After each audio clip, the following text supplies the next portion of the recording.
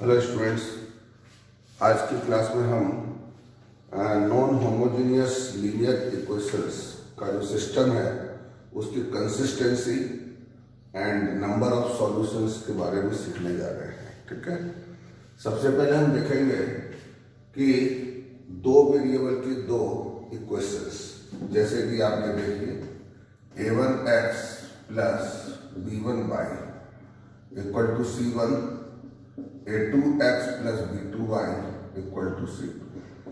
ये हमको दो वेरिएबल की दो नॉन होमोजेनियस लीनियर इक्वेशन दिया है।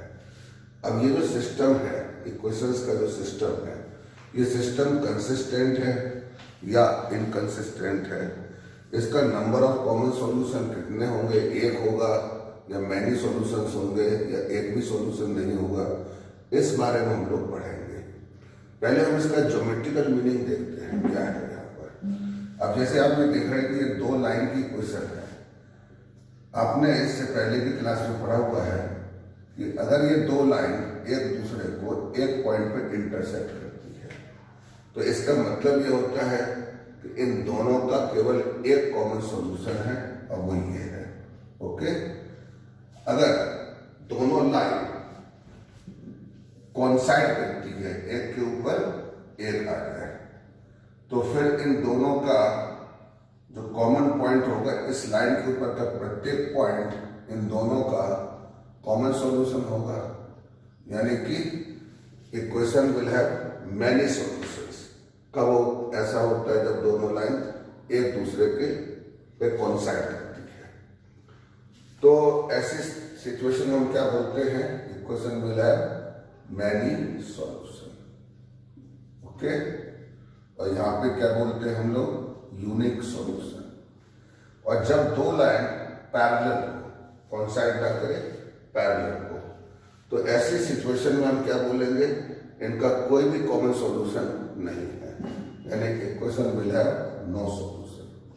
ओके, अब जब ध्यान दीजिएगा यहाँ पर, अगर हमें ये सिस्टम दिया है नॉन होमोजेनियस लीनियर इक्वेशन का, ये सिस्टम है, अगर इसका यूनिक सॉल्यूशन आता है, ठीक है, अब ये यूनिक सॉल्यूशन है या मैनी सॉल्यूशंस मिलता है हमको, तो हम बोलते हैं ये सिस्टम कंसिस्टेंट है। अब मान लीजिए इस सिस्टम ने अपने हाथ खड़े कर दिए और बोलता है equation will have no solution, यानी इसका कोई सॉल्यूशन ही नहीं है, तो ऐसी सिचुएशन में हम क्या बोलेंगे कि हमारा ये सिस्टम जो है वो कैसा है? इनकंसिस्टेंट। ओके, तो कंसिस्टेंट कब होता है? जब हमारा सिस्टम यूनिक सॉल्यूशन दे या हमको मैनी सॉल्यूशन दे, यानी सॉल्यूशन हमको मिले। और जिस दिन सॉल्यूशन नहीं मिलता है तब हम बोलते हैं ये सिस्टम हमारा इनकंसिस्टेंट है। तो हमें ये पता लगाना है कि मैट्रिक्स मेथड से हमको पढ़ना है कि हमको एक इक्वेशंस का सिस्टम दिया जाएगा, ये नॉन होमोजेनियस लीनियर इक्वेशन है, दो वेरिएबल की दो इक्वेशन है यहाँ पर ये।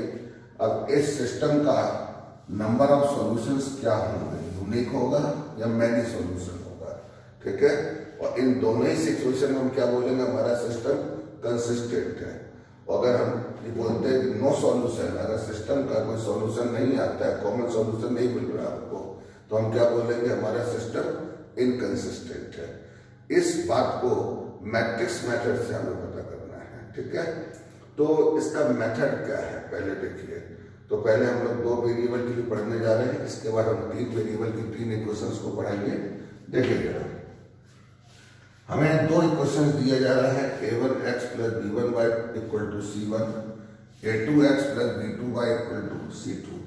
हमें इन दोनों इक्वेशंस को चेक करना है कि ये कैसा है। इसके लिए हम क्या करते हैं? मैट्रिक्स सपोज करेंगे A, इनके कोफिशिएंट्स का मैट्रिक्स सपोज किया हमने, a1 b1 a2 b2। Okay, फिर हमने एक कैपिटल X सपोज किया। कैपिटल X कॉलम मैट्रिक्स है, जो इक्वेशंस का जो वेरिएबल है उसको हमने क्या नाम दे दिया? Capital X। और जो इक्वेशंस का जो कांस्टेंट है उसको हमने क्या नाम दे दिया? Capital B, C1 C2। इसको हमने कॉलम फॉर्म में लिखा है। ओके, अब आपको ध्यान होगा कि हम इससे पहले के लेक्चर्स में इन इक्वेशंस को मैट्रिक्स मेथड से सॉल्व कर चुके हैं। वहाँ हम क्या करते थे, ए इनवर्स निकालते थे। ए इनवर्स निकालने के बाद ही हम मैट्रिक्स मेथड से इक्वेशन को सॉल्व कर सकते थे, एक्स और वाई की वैल्यू निकालते थे। यानी ए इनवर्स के बिना एक्स और वाई की वैल्यू हम नहीं निकाल सकते थे। पिछले लेक्चर्स में मैं आप लोग को बता चुका हूँ। यानी ए इनवर्स निकालना जरूरी है, ठीक है। और उसके बाद हमें सॉल्यूशन प्राप्त होता था, एक्स और वाई की वैल्यू प्राप्त होती थी। अब आपको पता है कि ए इनवर्स एग्जिस्ट कब करता है। भाई ए इनवर्स का यूज एक्स और वाई की वैल्यू निकालने के लिए हम करते थे। तो इसका मतलब ए इनवर्स एग्जिस्ट करता था वहां पे। और ए इनवर्स एग्जिस्ट कब करता है, किसी मैट्रिक्स का इनवर्स कब एग्जिस्ट करता है, जब उसका डिटरमिनेंट नॉन जीरो हो, ठीक है। यानी कि हम यहाँ पे ये कह सकते हैं कि अगर मान लीजिए मैट्रिक्स ए का डिटरमिनेंट नॉन जीरो, ओके, तो फिर ए इनवर्स निकलेगा। और फिर पिछले मेथड्स के हेल्प से हम एक्स और वाई की वैल्यू मैट्रिक्स मेथड से निकाल सकते थे, ए इनवर्स को यूज करते हुए, ओके।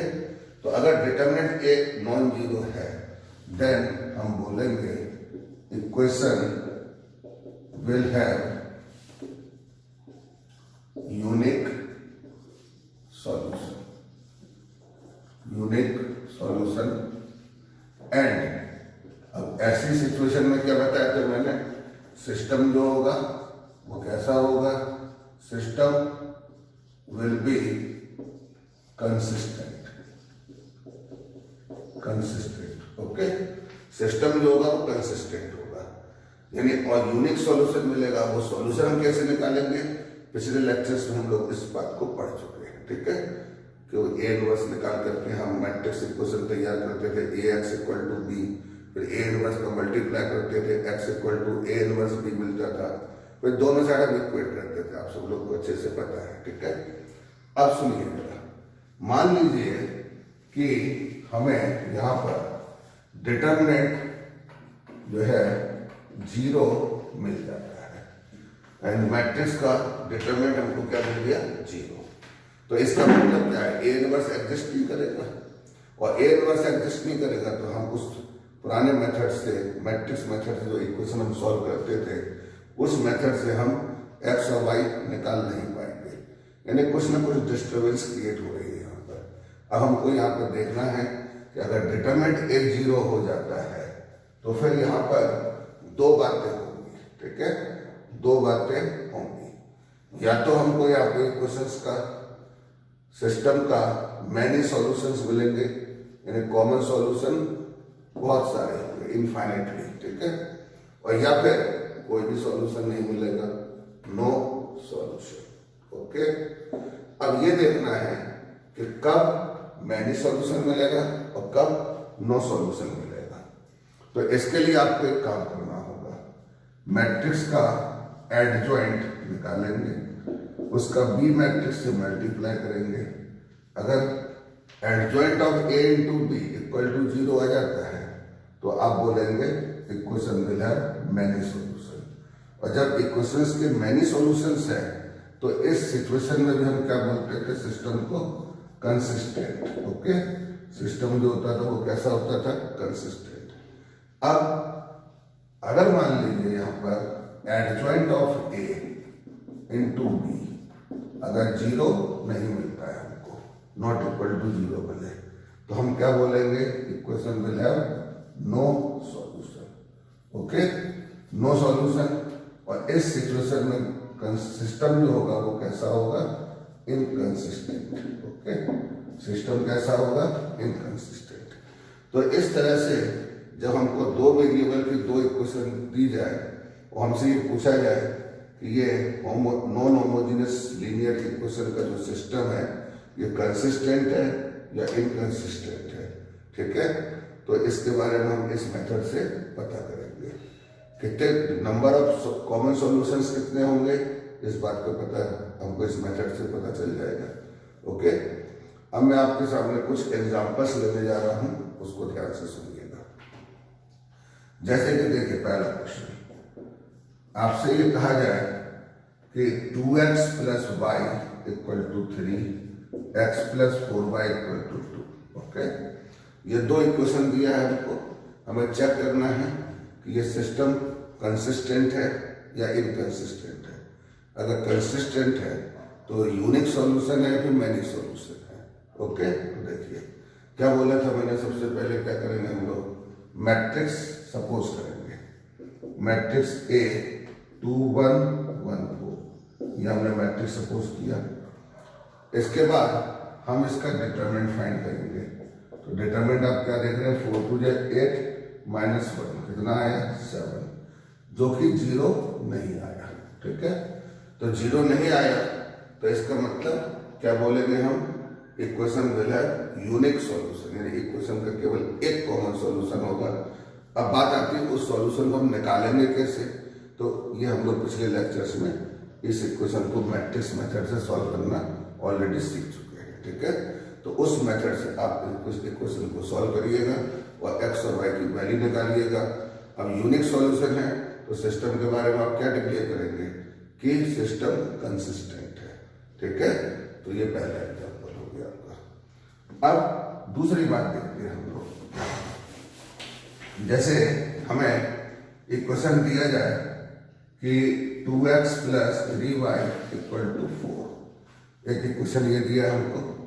दूसरा इक्वेशन दिया है 4x plus 6y equal to 5। ठीक, हमसे ये बोला जा रहा है कि ये इक्वेशन कैसा है, कंसिस्टेंट है ये सिस्टम या इनकंसिस्टेंट है, देखते हैं। इसके लिए हम क्या करेंगे, मैट्रिक्स ए सपोज किया हमने 2 3 4 6। ओके, ये हमने मैट्रिक्स सपोज किया, इसका डिटरमिनेंट निकालते हैं हम लोग।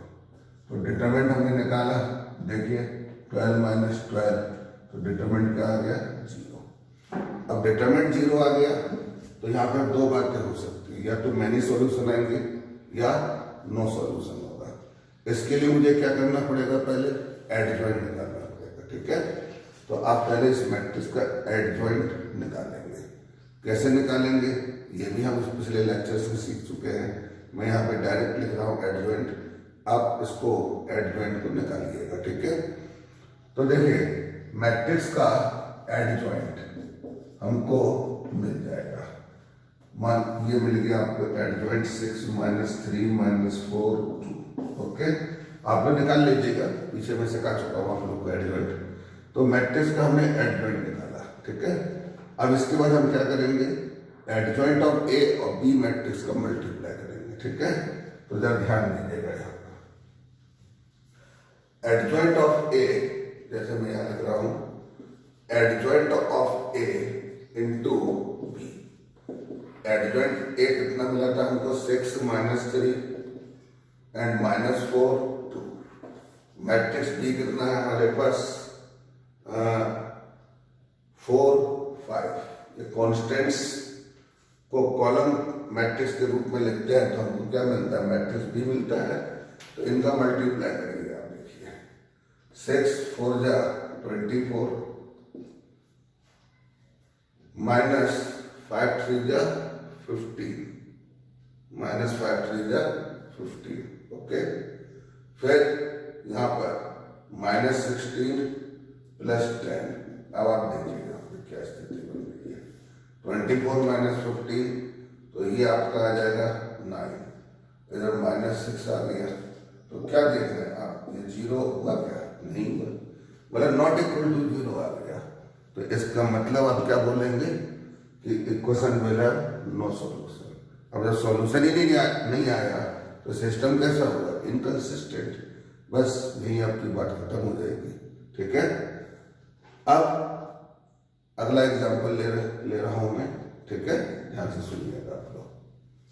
अब जैसे मान लीजिए यहां पर मैं लिख देता हूं 8। ओके, यहाँ 8 ले लेता हूं। अब ये अगला एग्जांपल है आपका, इक्वेशन ये ले लिया मैंने। अब मुझे इसके बारे में चेक करना है कि कैसा है। ठीक है, तो अब देखिए सबसे पहले वही प्रोसेस करेंगे हम। ए मैट्रिक्स हमने सपोज किया 2 3 4 6। ठीक है, उसके बाद हमने डिटरमिनेंट ए निकाला, 0 आ गया। अब डिटरमिनेंट ए 0 आ गया तो मुझे क्या करना पड़ेगा, एडजॉइंट निकालना पड़ेगा। तो एडजॉइंट में निकाल चुका हूं ये। अब मैं क्या करूंगा, एडजॉइंट ऑफ ए और बी का मल्टीप्लाई करूंगा, ठीक है। तो देखिए एडजॉइंट ऑफ ए और बी का मल्टीप्लाई, बी कितना है 4 8, अब इसका मल्टीप्लाई करेंगे तो 6 4 जा 24 माइनस 24, इधर देखिए माइनस 16 और प्लस 16, ओके। अब क्या देख रहे हैं यहाँ पे 0 0 आ गया, तो इसका मतलब क्या देखा हमने कि adjoint of A into B क्या मिला हमको 0, यानी कि अब आप क्या देख रहे हैं, ये वाली कंडीशन दिखाई दे रही है आपको। तो ऐसी सिचुएशन में अब आप क्या बोलेंगे, equation will have many solutions, ठीक है। और सिस्टम कैसा बोलेंगे, कंसिस्टेंट, ओके। अब आप कहोगे कि सर ये मेनी सॉल्यूशन आया तो इन सब सॉल्यूशंस को निकाल के दिखाइए। अब आपको भी वहां सॉल्यूशंस दिखाने होंगे, तो कैसे सॉल्यूशंस निकालेंगे इस बात को देखिए, यानी मेनी सॉल्यूशंस जो हमें मिले तो मेनी सॉल्यूशन कहाँ है हमारे पास, तो वो उसे हम देखना चाहते हैं। तो इसके लिए हम क्या करेंगे कि फर्स्ट इक्वेशन में या सेकंड इक्वेशन में, किसी भी एक इक्वेशन में आप सपोज करिए y इक्वल टू के, ओके। y इक्वल टू के हमने सपोज किया, तो यहाँ पे y की जगह के रखेंगे तो x कितना आ जाएगा हमारा, देखिए जरा 4 माइनस 3k अपॉन 2, ठीक। तो y हमने k सपोज किया तो x हमें कितना मिला 4 माइनस 3k अपॉन 2। अब सुनिए k को मैं 1 मान लेता हूँ, अगर k को मैंने 1 माना तो x मुझे कितना मिला 4 माइनस 3 1 अपॉन 2, x मुझे 1/2 मिला और y कितना मिला 1। अब k क्या है यहाँ पर, k कोई भी रियल नंबर हो सकता है, ठीक है, कोई भी रियल नंबर सपोज किया है मैंने। k को अगर मैंने 2 माना, अब आप देखिए k को 2 माना तो 3 2 जा 6, 4 में से 6 जाएगा तो -2 डिवाइडेड बाय 2, तो x -1 और y कितना मिला आपको 2। तो इस तरह से मैं k सपोज करता जाऊंगा और मुझे x और y का जो पेयर है वो मिलता जाएगा। तो बताइए मुझे x और y जो मुझे मिल रहे हैं इसकी कोई लिमिट है, कोई लिमिट नहीं है। हम k की जगह पे कोई भी रियल नंबर रखेंगे तो मुझे x और y का पेयर मिलेगा, और जो भी कॉमन सॉल्यूशन ये मिलेगा ये भी कॉमन सॉल्यूशन होगा, ये भी कॉमन सॉल्यूशन, प्रत्येक इसका कॉमन सॉल्यूशन होगा। मतलब ये पेयर जो है वो भी इन दोनों इक्वेशन को सेटिस्फाई कर रही होगी, ये पेयर भी इन दोनों इक्वेशन को सेटिस्फाई कर रही होगी। तो मतलब ऐसी सिचुएशन में हम क्या बोलेंगे, equation will have many solutions. तो आपको यहाँ पे इस तरह से लिख करके 2-4 सॉल्यूशन लिख करके दिखा देना है, समझा दिया मैंने आपको। फिर आपको केवल एग्जाम में जो लिखेंगे वो कैसे लिखेंगे आप, कि ये सपोज कर लिए y को के x मिल गया, उसके लिखेंगे वी गेट मैनी सॉल्यूशन, ठीक है कि नहीं, we get many solution by x equal to 4 minus 3k upon 2 and y equal to k for k belongs to r, okay. तो इतना लिख करके आपको छोड़ देना है। तो आपने ये देखा कि 2 वेरिएबल की 2 नॉन होमोजेनियस इक्वेशन थी। मैट्रिक्स मेथड से उस इक्वेशंस का सिस्टम को हम कैसे चेक करते हैं कि ये यूनिक सॉल्यूशन देगा या मैनी सॉल्यूशन देता है या नो सॉल्यूशन देता है। और जब यूनिक सॉल्यूशन देता है या मैनी सॉल्यूशन देता है तो सिस्टम को क्या बोला जाता है, कंसिस्टेंट। और नो सॉल्यूशन यानी हमको सॉल्यूशन मिला ही नहीं तो हम क्या बोलेंगे, इनकंसिस्टेंट, ओके। तो इस तरह से हम 2 वेरिएबल की 2 इक्वेशंस को की कंसिस्टेंसी इस तरह से चेक करते हैं मैट्रिक्स मेथड से, ठीक है।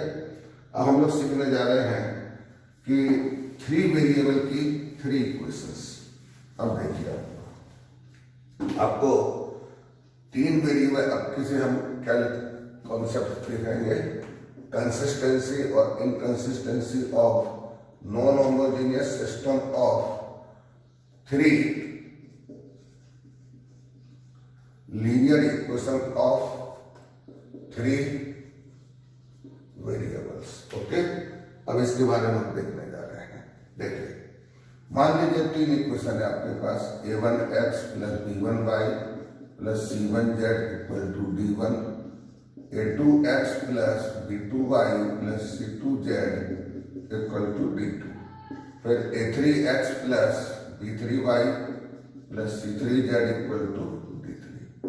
अब सुनिए, जैसा कि अभी हमने देखा था उसी तरह से ये तीन वेरिएबल के तीन नॉन होमोजेनियस इक्वेशन है, इसका ये पूरा एक सिस्टम है, हमें चेक करना है ये सिस्टम हमको यूनिक सॉल्यूशन देता है या मैनी सॉल्यूशन देता है या नो सॉल्यूशन, ठीक है, ओके। और जब मैनी सॉल्यूशन या यूनिक सॉल्यूशन देगा तो क्या बोलेंगे, कंसिस्टेंट, और जब नो सॉल्यूशन होगा तो क्या बोलेंगे, इनकंसिस्टेंट। अब इसकी जांच कैसे की जाती है इस बात को समझिए। पहली बात, हमने मैट्रिक्स सपोज किया ए, बिल्कुल वही मेथड है, वैसे ही करना है मैट्रिक्स से। तो मैट्रिक्स मेथड से हम ये सब बातों को चेक करने जा रहे हैं। तो मैट्रिक्स मेथड क्या है, तीन इक्वेशंस के लिए इस बात को समझिएगा। सबसे पहले हमने मैट्रिक्स ए सपोज किया, उसके बाद आप जानते हैं कि x जो वेरिएबल्स हैं अननोन है उसको कॉलम फॉर्म में लिखते हैं, फिर मैट्रिक्स बी जो कॉन्स्टेंट्स है उनको कॉलम फॉर्म में लिखा जाता है d1 d2 d3, ओके। अब सुनिए इसका मेथड। सबसे पहले हम मैट्रिक्स ए का डिटरमिनेंट फाइंड करेंगे, क्योंकि हमको जो ये तीन इक्वेशन दिया है, इससे पहले के लेक्चर्स में मैं आपको मैट्रिक्स मेथड से इस टाइप की इक्वेशंस को सॉल्व करना सिखा चुका हूं, और एक्स और वाई जेड की वैल्यू भी फाइंड करना सिखाया हमने। तो ध्यान होगा कि जब हमको मैट्रिक्स मेथड से एक्स वाई जेड निकालना होता था तो उस मेथड में हम ए इनवर्स निकालते थे। मैट्रिक्स का क्या निकालते थे, ए इनवर्स, यानी ए इनवर्स का यूज होता था। और ए इनवर्स कब एग्जिस्ट करता है, जब डिटरमिनेंट नॉन जीरो होता है। तो यहाँ वही बात है, देखिए पहला पॉइंट लिखिएगा, अगर मान लीजिए determinant A not equal to zero, तो इसका मतलब ए इनवर्स हमें मिलेगा, और ए इनवर्स निकाल के हम जो इक्वेशन सॉल्व करने का मैट्रिक्स मेथड जो हमने पढ़ा था उस मेथड से हम जो है एक्स वाई जेड की वैल्यू फाइंड कर लेंगे। अब वो जो वैल्यू हमें मिलेगी वो यूनिक सॉल्यूशन होगा, सिस्टम कंसिस्टेंट हो जाएगा, ठीक है। यानी डिटरमिनेंट ए अगर नॉन जीरो हो तो आपकी बात यही खत्म हो जाती है, then equation will have unique solution, okay, unique solution, and system will be consistent, okay। तो यहाँ पे बात खत्म हो गई हमारी। अब वो बोलेगा कि यूनिक सॉल्यूशन फाइंड करिए, तो हम लोग इसको ऑलरेडी सीख चुके हैं, एक्स वाई जेड की वैल्यू हम निकाल चुके हैं, ओके। जो एक्स वाई जेड निकलेगा वही हमारा यूनिक सॉल्यूशन होगा। अब मान लीजिए यहाँ पर कि डिटरमिनेंट ए जीरो हो जाता है, ओके, तो अब इनवर्स नहीं निकलेगा, और इनवर्स नहीं निकलेगा यानी पिछला मेथड यहाँ पे काम नहीं आएगा। फिर हमको देखना है कि अगर डिटरमिनेंट जीरो हो गया तो फिर वही बात, दो तरह की बातें होंगी, या तो ये मैनी सॉल्यूशन मिलेगा हमको या हमको नो सॉल्यूशन मिलेगा। इसके लिए बिल्कुल उसी तरह से काम करना है हमको, मेथड वही है, बस थोड़ी सी छोटी सी बात यहाँ पे ध्यान रखना है तीन वेरिएबल के लिए। देखिए adjoint of A into B अगर मान लीजिए जीरो नहीं आता है तो फिर आपका आंसर आएगा नो सॉल्यूशन, ठीक है, और सिस्टम इनकंसिस्टेंट, ओके। यानी कि अगर adjoint of A into B, जैसे हमने दो वेरिएबल के लिए पढ़ा था, बिल्कुल यहाँ पर भी ऐसा ही है। अगर adjoint of A into B non zero आता है तो आपका जवाब क्या होगा, equation will have no solution and system inconsistent. अब यहाँ पर ध्यान दीजिएगा, यदि यहाँ पर adjoint of A into B zero आ गया तो यहां पे क्या हो सकता है, हम गारंटी से नहीं कह सकते हैं कि equation will have many solution. देखिए मैनी सॉल्यूशन भी हो सकता है यहाँ पर, और यहाँ पर नो सॉल्यूशन भी हो सकता है। अब इसके बारे में हम कैसे पता लगाएंगे, ये आपको क्वेश्चन में मैं अपना डिटेल में समझाऊंगा, ध्यान दीजिएगा। तो अगर adjoint of A into B, देखिए दो वेरिएबल की जब दो इक्वेशन थी और उसमें जब adjoint of A into B अगर 0 हो जाता था तो हम डिक्लेयर कर देते थे इक्वेशन को मैनी सॉल्यूशन, कोई दूसरी बात हो ही नहीं सकती है। बट तीन वेरिएबल की जब तीन इक्वेशन हमारे सामने होगा उस समय adjoint of A into B अगर 0 नहीं आया तो हम डिक्लेयर कर देंगे equation will have no solution. ठीक है, बात खत्म हो जाती है यहीं पर और सिस्टम इनकंसिस्टेंट होता है। लेकिन अगर adjoint of A into B 0 हो गया तो फिर यहाँ पर हो सकता है कि मैनी सॉल्यूशन मिले, हमको मैनी सॉल्यूशन मिले, और ये भी हो सकता है कि सॉल्यूशन ना मिले, नो सॉल्यूशन। अब ये आप सोचेंगे कि ये कैसे पता लगेगा हमको, तो इसके लिए आप क्या करेंगे कि इसको लिख लीजिए, इस क्वेश्चन में आपको और अच्छे से समझ में आएगा। जेड को हमने के मान लिया, ठीक है, जेड को के मान लिया और पुट जेड को के मान लीजिए and find X and Y in terms of K, ठीक है, by help of equation 1 and 2। Okay, यानी जेड को आप के मान लीजिए, find X and Y in term of K by help of equation 1 and 2। किसी भी दो इक्वेशन को ले लीजिए, जरूरी नहीं कि 1 और 2।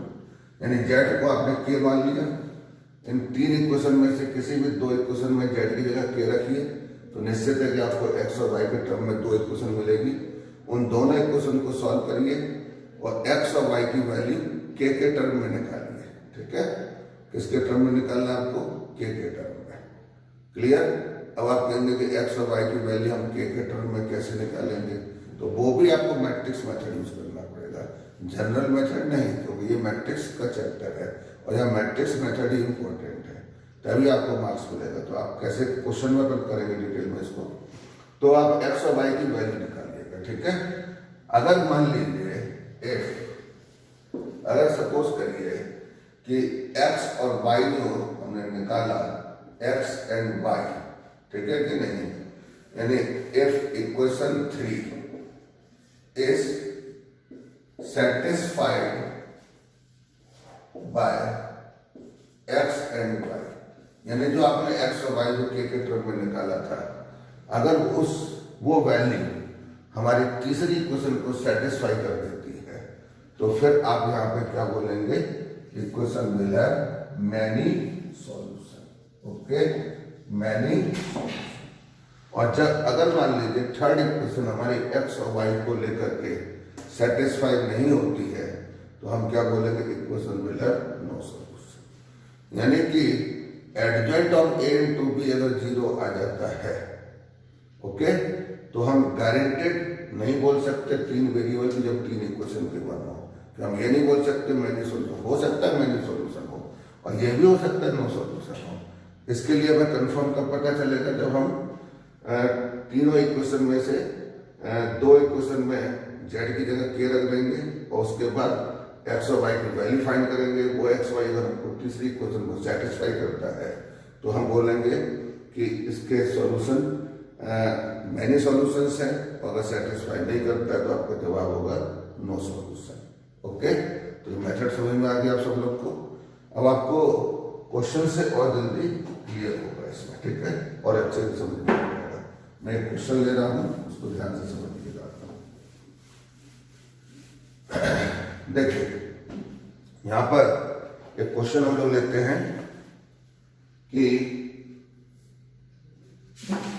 देखिए एक इक्वेशन हमको दे रखा है 3x minus y minus 2z equal to 2 and 2y minus z equal to minus 1, 3x minus 5y equal to 3। हमें तीन इक्वेशन दिया है, इसकी कंसिस्टेंसी हमको चेक करना है। और नंबर ऑफ सॉल्यूशंस के बारे में बात करेंगे। देखिए क्या करेंगे हम लोग। पहले हमने मैट्रिक्स ए सपोज किया, कॉफिशिएंट्स का जो मैट्रिक्स होगा उसको ए बोलेंगे, तो 3 -1 -2। एक्स नहीं है यहाँ पर तो 0 2 -1 या 3 -5 0। ओके, मैट्रिक्स ए निकाला हम लोगों ने। अब मैं डिटरमिनेंट ए निकालूंगा।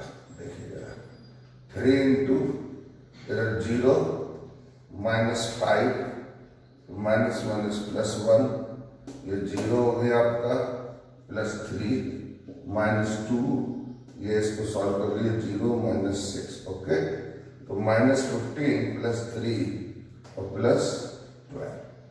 ओके, 12 और 3 15 क्या दे रहे हैं लोग।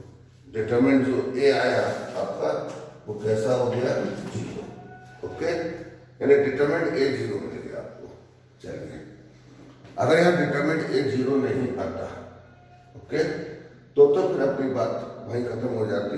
हम बोल देते कि equation will have unique solution, system consistent है। अगर हमको सिर्फ इस बात की जांच करने को बोलता कि सिस्टम कंसिस्टेंट है या नंबर ऑफ सॉल्यूशन होता। अगर वो कहता है कि and also find unique solution, फिर उसके बाद हम पुराने मेथड से इनवर्स निकालते। अगर डिटरमिनेंट ए नॉन जीरो आता तो फिर मैं इनवर्स निकालता, फिर उसके बाद मैट्रिक्स मेथड से जो इक्वेशन सॉल्व करके एक्स वाई जेड निकाला था वही प्रोसेस यहाँ पे अप्लाई होता। ठीक है, तो उस यूनिक सॉल्यूशन को हम निकाल देते हैं।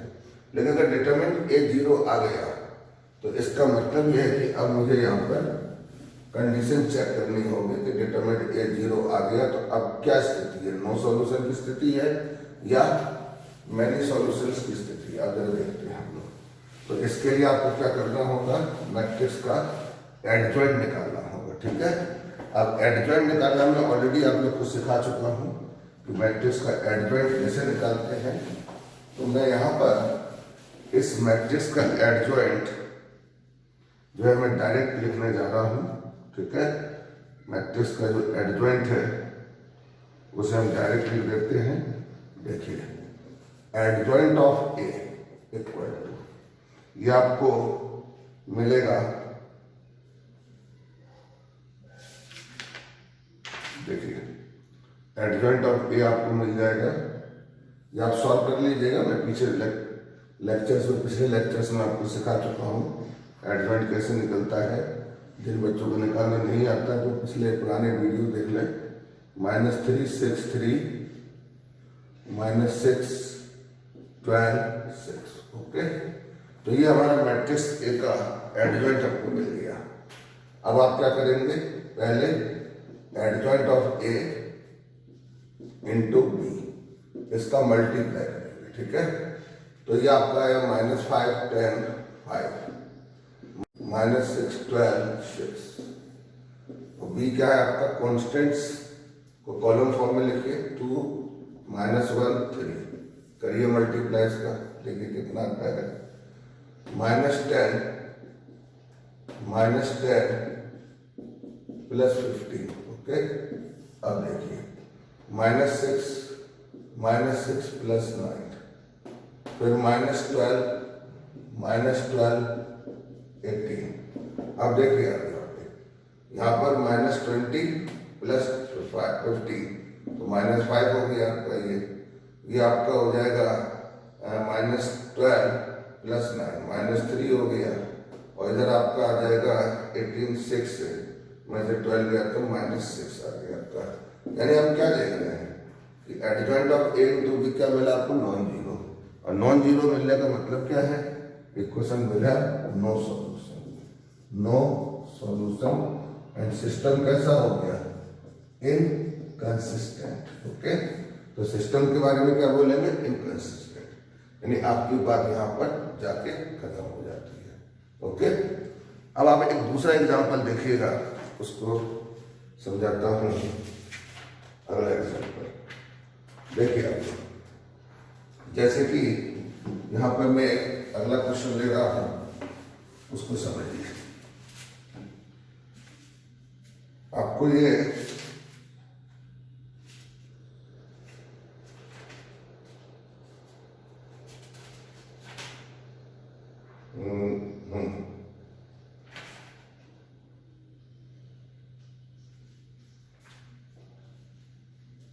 देखिए क्वेश्चन है 2x minus y plus 3z equal to 5, 3x plus 2y minus z equal to 7, 4x plus 5y minus 5z equal to 9। आपको इस इक्वेशन के बारे में बताना है कि कंसिस्टेंट है या इनकंसिस्टेंट है। तो सुनिए जरा आप लोग इसमें क्या कहानी है इसके लिए। सबसे पहले हम अपना मैट्रिक्स सपोज करते हैं, इक्वेशन नंबर 1 दे दीजिए, 2 दे दीजिए, 3 दे दीजिए।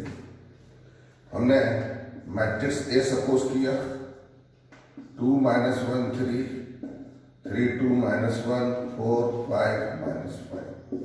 ओके, तो सबसे पहले हम क्या करेंगे, डिटरमिनेंट ए निकालेंगे। देखिए डिटरमिनेंट ए कितना आता है, 2 इंटू माइनस 10 प्लस 5 प्लस 1, देखिए माइनस 15 प्लस 4 प्लस 3, तो ये कितना आ गया 15 माइनस 8। देखिए कितना आया, 5 में से 10 गया तो माइनस 5 टू द 10, 4 में से 15 गया तो माइनस 11 आ गया आपका, 15 में से 8 गया तो 7, 7 3 जा 21। तो मैं देख रहा हूँ डिटरमिनेंट कैसा मिला, 0। ओके, फिर यहाँ पे डिटरमिनेंट 0 आ गया, तो इसका मतलब है कि मुझे चेक करना पड़ेगा, क्योंकि यहाँ कुछ भी हो सकता है, मैनी सॉल्यूशन भी मिल सकता है और नो सॉल्यूशन भी मिल सकता है।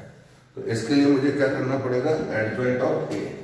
तो फिर आप एडजॉइंट निकाल लीजिएगा, मैं डायरेक्ट लिख देता हूँ कि एडजॉइंट ऑफ ए क्या मिलेगा। एडजॉइंट ऑफ ए, ये मैं स्टेप डायरेक्ट लिख रहा हूँ।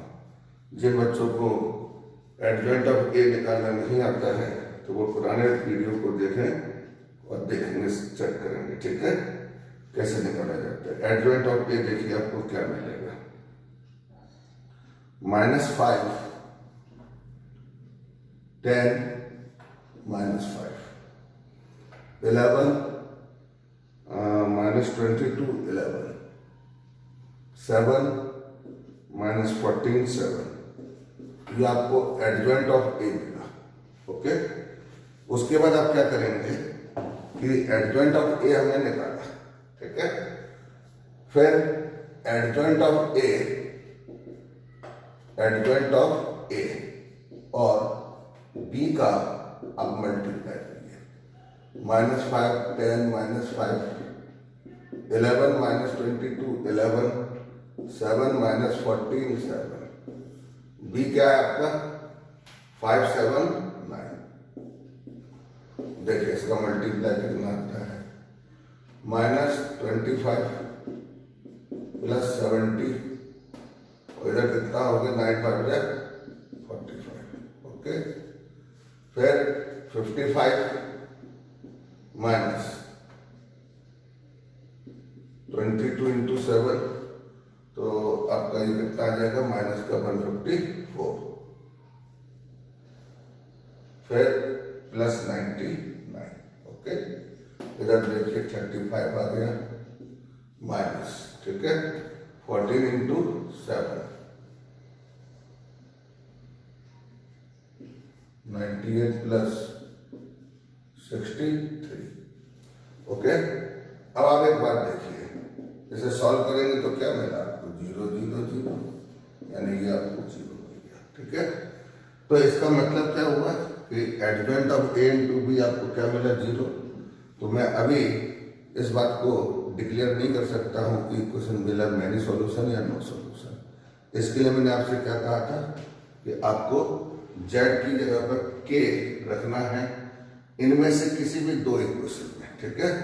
तो मैं एक काम करता हूँ कि इक्वेशन नंबर 1 और 2 उसमें जेड की जगह पे के रख देता हूँ, ठीक है। चलिए अब मुझे देखना है कि नो सॉल्यूशन है या मैनी सॉल्यूशन है। तो पुट जेड इक्वल टू के इन फर्स्ट एंड सेकंड। जरूरी नहीं फर्स्ट सेकंड, आप किसी भी 2 इक्वेशन रख सकते हैं। चलिए मैंने फर्स्ट और सेकंड में रखा, जेड को क्या रखा, तो 2x माइनस वाई 5 माइनस 3 के मिला मुझे, और 3x प्लस 2y 7 प्लस के, इसको आप इक्वेशन नंबर 4 दे दीजिए, इसको नंबर 5 दे दीजिए, ठीक है। अब मैं इन दोनों इक्वेशन को सॉल्व करके x और y की वैल्यू फाइंड करूंगा। ओके, अब एक्स और वाई की वैल्यू में कैसे फाइंड करूंगा? जनरल मेथड से नहीं, आपको मैट्रिक्स मेथड से सॉल्व करना है, क्योंकि पूरा मैट्रिक्स मेथड से सारा काम करना है आपको। तो इसके लिए मैं क्या क्या करूंगा, एक नया मैट्रिक्स सपोज करूंगा। ये तो मैं ऑलरेडी मान चुका था, इनके कोएफिशिएंट को मैट्रिक्स मेथड हो गया ना, दो वेरिएबल के दो इक्वेशन आ गई, इसको मैट्रिक्स मेथड से सॉल्व करेंगे। तो इसके लिए एक नया मैट्रिक्स सपोज कर लो। चलो अपन इसको मान लेते हैं ई मान लेते हैं इस मैट्रिक्स को, 2 - 1 3 2, ठीक है। फिर यहाँ पे कैपिटल एक्स हमने पहले एक्स वाई जेड को मानते थे, तो यहाँ पे मैं एक काम करता हूँ, उसको कैपिटल वाई मान लेता हूँ उसको, है ना। किसको? जिनकी वैल्यू हमें फाइंड करना है, उसको वेरिएबल्स को। और बी हमने वहां माना था, कैपिटल बी ये था, तो इसको मैं एक काम करता हूँ डी मान लेता हूँ, कुछ भी मान सकते हो। 5 - 3 के 7 + के, ओके। चलिए अब मैं इसको मैट्रिक्स मेथड से एक्स और वाई फाइंड करूंगा, देखता हूं क्या आता है। तो सुनिए, यहां पर जो है पहले डिटरमिनेंट ऑफ ई निकालेंगे। तो देखिए 4 + 3 7 आया, 0 नहीं आया, मतलब हम जो है इसका एक्स और वाई हमको यूनिक मिलने वाला है सॉल्यूशन। तो देखिए इसके लिए क्या करना पड़ता है हमको कि डिटरमिनेंट निकाला, फिर हमें इनवर्स निकालना है। अब इसका मैट्रिक्स इक्वेशन क्या होगा बताइए? आपको याद होगा कि वहां पे हम लोगों ने जब इक्वेशन सॉल्व करते थे तो वहां पे मैट्रिक्स मेथड से इसको इक्वेशन को कैसे लिखते थे? ax = b। तो a की जगह पे यहाँ पे क्या होगा? e y = d। याद होगा ना, दो वेरिएबल के दो इक्वेशन को सॉल्व किया था हमने, ax = y रखते थे, यहाँ इसका नाम a की जगह e दिया, जो x होता था उसको मैंने y नाम दिया, और b को नाम क्या दिया? d। अब मैं दोनों साइड e इनवर्स का मल्टीप्लाई करूंगा, क्यों? क्योंकि ई इनवर्स एग्जिस्ट करेगा, बिकॉज इसका डिटरमिनेंट नॉन जीरो है।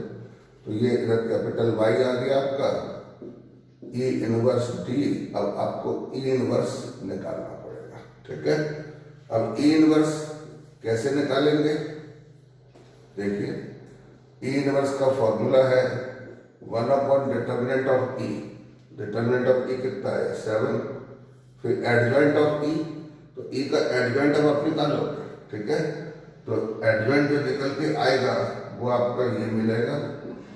अब देखिए मैंने फिर डायरेक्ट लिख दिया एडजॉइंट, आपको निकालना पड़ेगा, तो ऐसा क्वेश्चन अगर आता है ना 6 मार्क्स में जाएगा ये क्वेश्चन, ठीक है। तो हमने यहाँ पे एडजॉइंट निकाल लिया इसका। तो E inverse 1 determinant of E into adjoint of E. और डी क्या है आपका? 5 - 3 के 7 + के। आप इसको सॉल्व करिए।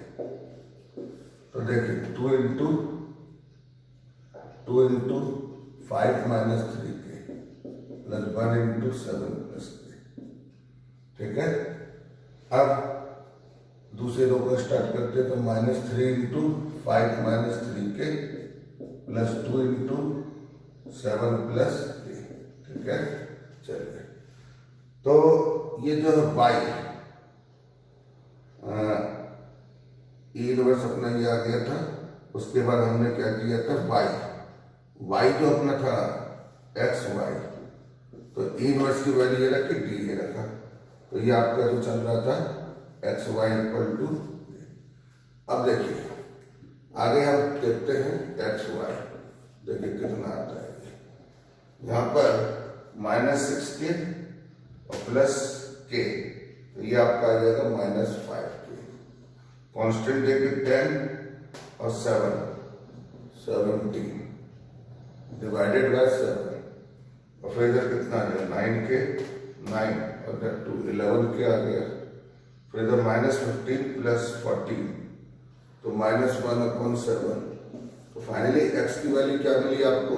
-5 के + 17/7। वाई आपका आया 11 के -1/7। अब एक्स और वाई की वैल्यू जो है हम वहां पर पुट कर देते हैं थर्ड इक्वेशन में। थर्ड इक्वेशन में एक्स और वाई की वैल्यू रखी है इसको, ठीक है। तो देखिए 4 - 5 के + 17/7 plus 5 into 11k minus 1/7 minus 5 Z कितना था k इक्वल टू 9। देखते हैं 7 एलसीएम लीजिए माइनस 20k प्लस, ठीक है 68 हो गया इधर plus 55k minus 5 35k equal to 9। तो ये आपका आ जाएगा 55k में से 20k दिया तो आपका ये आ जाएगा 35k पूरा k कैंसिल हो जाएगा, देखिए आपका ना। और 68 में से 5 दिया तो 63/7 9। अब जब ध्यान से सुनिए 9 इक्वल टू क्या आ गया 9। मतलब हमने देखा कि जेड की जगह हमने के रखा, ठीक है, और जेड की जगह के रख के हमने एक्स और वाई की वैल्यू फाइंड करा। अब एक्स और वाई की जो वैल्यू जो फाइंड करना है उसको आपको मैट्रिक्स मेथड से ही फाइंड करना है। अब मैट्रिक्स मेथड क्या है, वही दो वेरिएबल के दो इक्वेशन को मैट्रिक्स मेथड से कैसे सॉल्व करते हैं, हमने भी पुराना प्रोसेस किया इसको। इनके कोएफिशिएंट के एक मैट्रिक्स सपोज किया, एक वेरिएबल्स का कॉलम मैट्रिक्स सपोज किया, कांस्टेंट को एक सपोज किया नया मैट्रिक्स। फिर वही चीज ax इक्वल टू बी लिखते थे तो यहाँ पे क्या लिखेंगे ey इक्वल टू डी, दोनों साइड ई इनवर्स को मल्टीप्लाई किया, ये आ गया ई इनवर्स। जरूर मैंने डायरेक्ट निकाल कर रख दिया, यहाँ पे आपको निकाल के दिखाना पड़ेगा। तो यहाँ से हमने एक्स और वाई की वैल्यू फाइंड करी, ठीक है। अब वो एक्स वाई ने थर्ड इक्वेशन को सेटिस्फाई कर दिया तो इसका मतलब क्या कहेंगे हम लोग, equation will have many solutions. Finally अपना जवाब क्या हुआ, मैनी सॉल्यूशन, ओके। और सिस्टम कैसा हो गया, कंसिस्टेंट। सिस्टम कैसा होगा, कंसिस्टेंट। अगर मान लीजिए थर्ड इक्वेशन सेटिस्फाई नहीं होती तो फिर हमारा जवाब क्या होता, equation will have no solution. तो इस तरह से 2 वेरिएबल्स और 3 वेरिएबल्स की जो इक्वेशंस का जो सिस्टम है उसकी consistency, inconsistency, number of solutions के बारे में मैट्रिक्स मेथड से इस प्रकार से चेक किया जाता है, ओके।